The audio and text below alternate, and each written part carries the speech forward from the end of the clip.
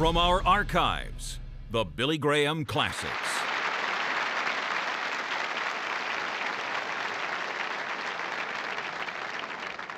பேராசை பெருநஷ்டம். போதுமென்ற மனமே பொன் செய்யும் மருந்து.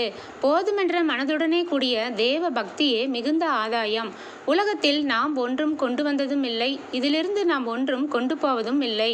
உண்ணவும் உடுக்கவும் நமக்கு உண்டாயிருந்தால் அது போதுமென்று இருக்க கடவோம். ஐஸ்வர்யவான்களாக விரும்புகிறவர்கள் சோதனையிலும் கண்ணியிலும் மனுஷரை கேட்டிலும் அழிவிலும் அமிழ்த்துகிற மதிகேடும் சேதமுமான பலவித இச்சைகளிலும் விழுகிறார்கள்.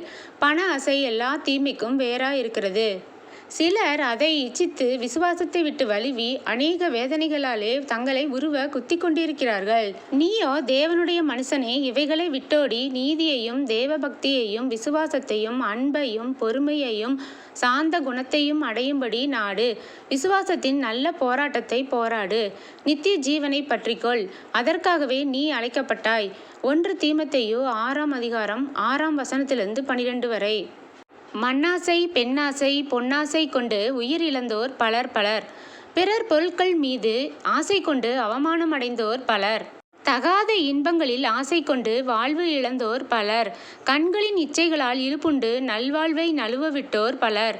அப்பொழுது ஏவாள் அந்த விருட்சம் புசிப்புக்கு நல்லதும் பார்வைக்கு இன்பமும் புத்தியை தெளிவிக்கிறதற்கு இச்சிக்கப்படத்தக்க விருட்சமாய் இருந்தது என்று கண்டு அதன் கனியை பறித்து புசித்து தன் புருஷனுக்கும் கொடுத்தாள்.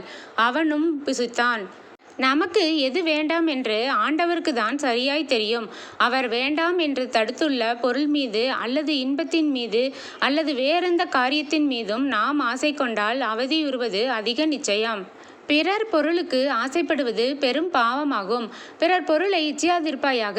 பிறருடைய வீட்டை இச்சியாதிருப்பாயாக. பிறனுடைய மனைவியையும் அவனுடைய வேலைக்காரனையும் அவனுடைய வேலைக்காரியையும் அவனுடைய எருதையும் அவனுடைய கழுதையையும் இன்னும் பிறனுக்குள்ள யாதொன்றையும் இச்சியாதிருப்பாயாக என்பது ஆண்டவர் விடுத்துள்ள கற்பனையாகும். ஆண்டவர் இட்ட இந்த கட்டளையை மீறுவது பெரும் பாவமாகும். ஆண்டவருடைய ஆணையை மீறி பிறர் பொருளுக்கு ஆசைப்படுகிறவர்களை அந்த ஆசையே கொன்றுவிடும். ஆகாப் அரசன் பிறர் பொருளுக்கு ஆசைப்பட்டான். அந்த ஆசை அவன் உயிருக்கே உலை வைத்து விட்டது. ஆகாப் அரசன் நாபோத்தின் திராட்சை தோட்டத்திற்கு ஆசைப்பட்டான். அந்த ஆசை நாபாத் கொலை செய்யப்படுவதற்கு காரணமானது. நாபோத்தை கொன்று அவனுடைய திராட்சை தோட்டத்தை தனக்கு சொந்தமாய் எடுத்துக்கொள்ளும்படி ஆகாப் எழுந்து போன போது கர்த்தர் எலியா தீர்க்கதரிசியை அவனிடம் அனுப்பி பின்வருமாறு கூற சொன்னார். ஆகாபே, நீ கொலை செய்ததும் அவனுடைய திராட்சை தோட்டத்தை எடுத்துக்கொண்டதும் இல்லையோ? நாய்கள் நாபோத்தின் இரத்தத்தை நக்கின ஸ்தலத்திலே உன்னுடைய இரத்தத்தையும் நாய்கள் நக்கும். ஆண்டவர் உன்மேல் பொல்லாப்பு வரப்பண்ணி உன் சந்ததியை அழித்து போட்டு ஆகாப்புக்கு சுவரில் நீர் விடும் ஒரு நாயாகிலும் இராதபடிக்கு செய்வார். இயேசு அவர்களை நோக்கி, பொருளாசையை குறித்து எச்சரிக்கையாயிருங்கள். ஏனெனில் ஒருவனுக்கு எவ்வளவு திரளான ஆஸ்தி இருந்தாலும் அது அவனுக்கு ஜீவன் அல்ல என்றார். அல்லாமலும் ஒரு உவமையை அவர்களுக்கு சொன்னார். ஐஸ்வர்யம் உள்ள ஒருவனுடைய நிலம் நன்றாய் விளைந்தது. அப்பொழுது அவன், நான் என்ன செய்வேன்? என் தானியங்களை சேர்த்து வைக்கிறதற்கு இடமில்லையே. நான் ஒன்று செய்வேன்.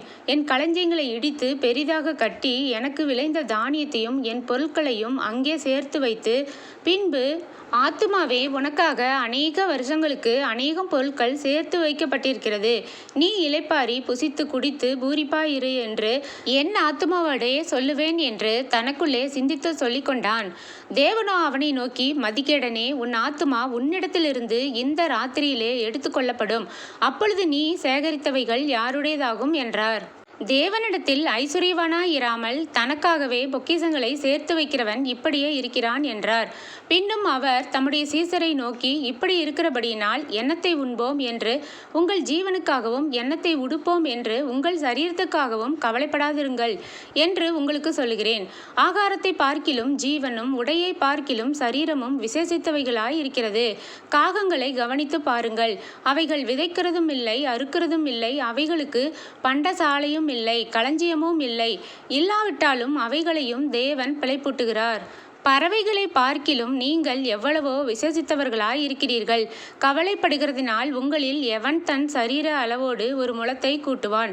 மிகவும் அற்பமான காரியம் முதலாய் உங்களால் செய்யக்கூடாதிருக்க மற்றவைகளுக்காக நீங்கள் கவலைப்படுகிறதென்ன? காட்டு புஷ்பங்கள் எப்படி வளர்கிறதென்று கவனித்து பாருங்கள். அவைகள் உழைக்கிறதும் இல்லை, நூற்கிறதும் இல்லை.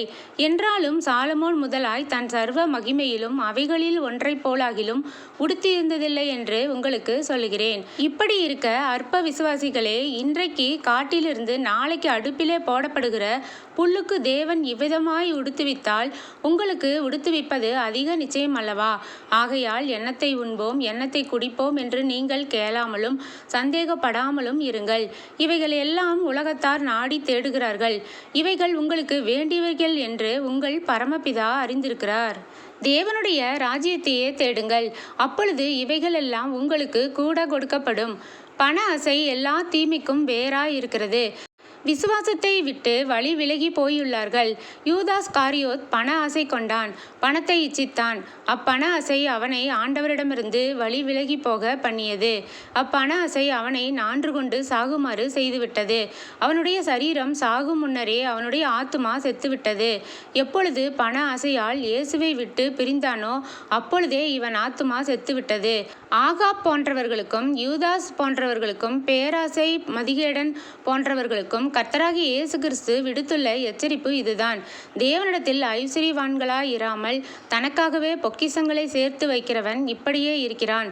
லூக்கா 12ஆம் அதிகாரம் 21ஆம் வசனம். நாம் பிறவிலேயே பொருளாசைக்காரராக பிறந்துள்ளோம். நம்மில் சிறியோர் முதல் பெரியோர் வரை யாவரும் பொருளாசைக்காரர்களாக இருக்கிறோம்.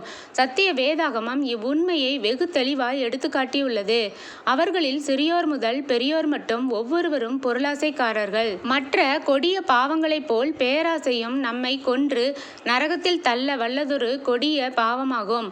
அவர்கள் சகலவித அநியாயத்தினாலும் வேசித்தனத்தினாலும் துரோகத்தினாலும் பொருளாசையினாலும் குரோதத்தினாலும் நிறையப்பட்டு பொறாமையினாலும் கொலையினாலும் வாக்குவாதத்தினாலும் வன்மத்தினாலும் நிறைந்தவர்களாய் புறங்கூறுகிறவர்களுமாய் அவதூறு பண்ணுகிறவர்களுமாய் தேவ பகைஞருமாய் துராகிருதம் பண்ணுகிறதுமாய் அகந்தை உள்ளவர்களுமாய் வீம்புக்காரருமாய் பொல்லாதவைகளை யோசித்து பிணைக்கிறவர்களுமாய் பெற்றோருக்கு கீழ்ப்படியாதவர்களுமாய் உணர்வில்லாதவர்களுமாய் உடன்படிக்கைகளை மீறுகிற சுபாவ அன்பு இல்லாதவர்களுமாய் இணங்காதவர்களுமாய் இரக்கமில்லாதவர்களுமாய் இருக்கிறார்கள்.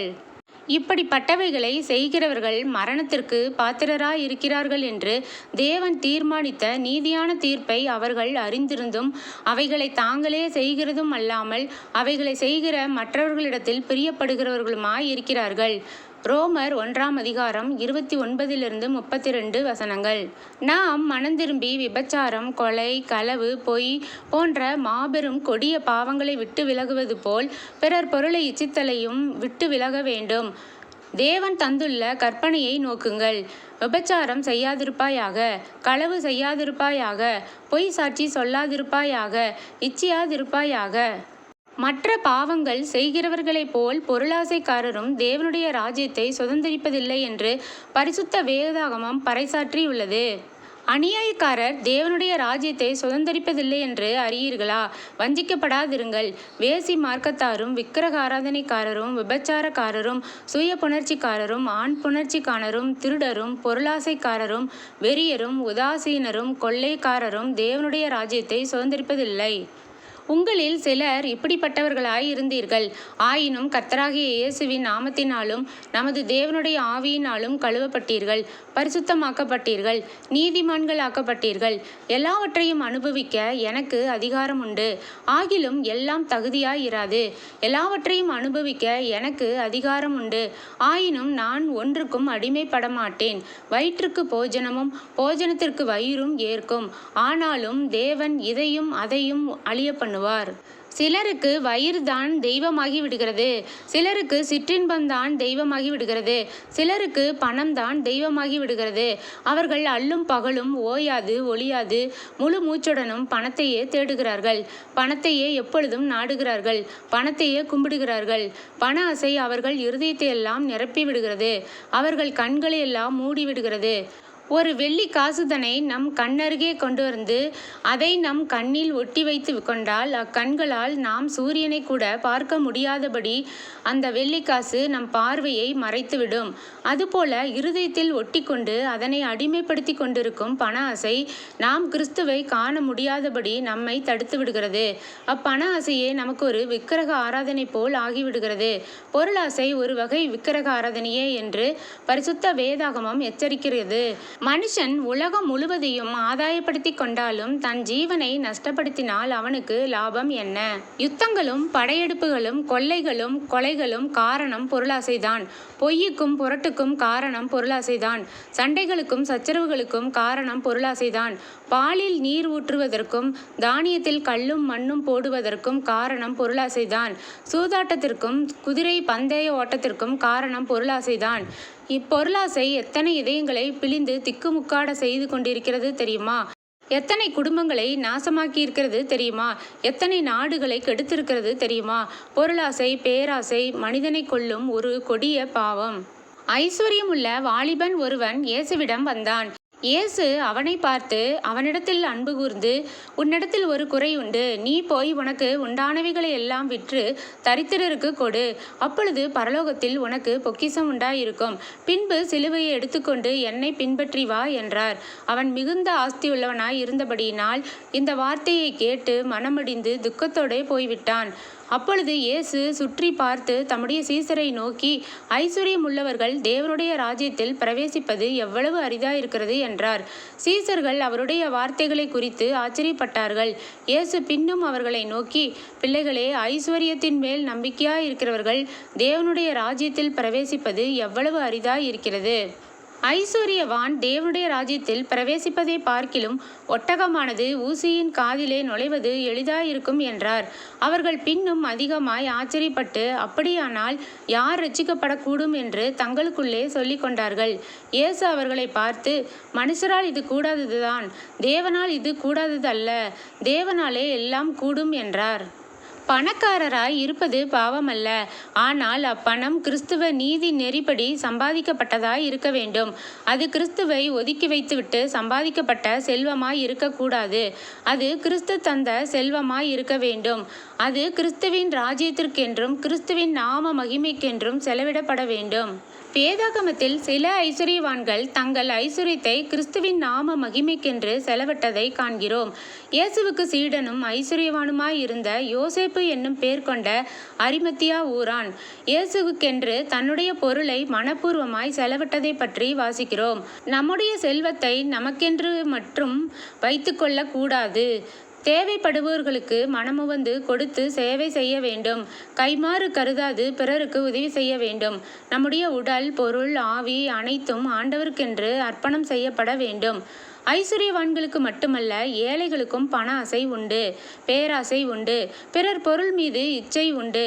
மண்ணாசை, பெண்ணாசை, பொன்னாசை போன்ற ஆசைகளால் மாந்தர் அவதிப்படுகிறார்கள். பண ஆசை அகில உலகத்தாரையும் அரிப்பிளவை போல் அரித்து கொண்டிருக்கிறது. பேராசை, பொருளாசை, பிறர் பொருள் மீது இச்சை, பண ஆசை போன்ற பாவங்களால் அடிமையாக்கப்பட்டு ஊடுருவ குத்துண்டு கிடக்கிற உனக்கு விமோச்சனமே இல்லையா? ஒரே ஒரு விமோச்சனம்தான் உண்டு. இயேசு கிறிஸ்துவின் ரத்தம் சகல பாவங்களையும் நீக்கி நம்மை சுத்திகரிக்கும். நமக்கு பாவமில்லை என்போமானால் நம்மை நாமே வஞ்சிக்கிறவர்களாய் இருப்போம். சத்தியம் நமக்குள் இராது. நம்முடைய பாவங்களை நாம் அறிக்கையிட்டால் பாவங்களை நமக்கு மன்னித்து எல்லா அநியாயத்தையும் நீக்கி நம்மை சுத்திகரிப்பதற்கு அவர் உண்மையும் நீதியும் உள்ளவராயிருக்கிறார். ஒருவன் கிறிஸ்துவுக்குள் இருந்தால் புது சிருஷ்டியாய் இருக்கிறான். பழையவைகள் ஒளிந்து போயின, எல்லாம் புதிதாயின. தேவன் நம்மை அசுத்தத்திற்கு அல்ல, பரிசுத்தத்திற்கே அழைத்திருக்கிறார். நீங்கள் பரிசுத்தமுள்ளவர்களாக வேண்டுமென்பதே தேவனுடைய சித்தமாய் இருக்கிறது.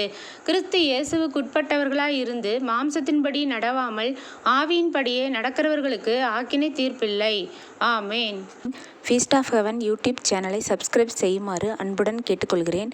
கமெண்ட் எழுத மறவாதீர்கள். உங்களுடைய நண்பர்களுக்கும் ஷேர் செய்யுங்கள். God bless you. ஆமேன்.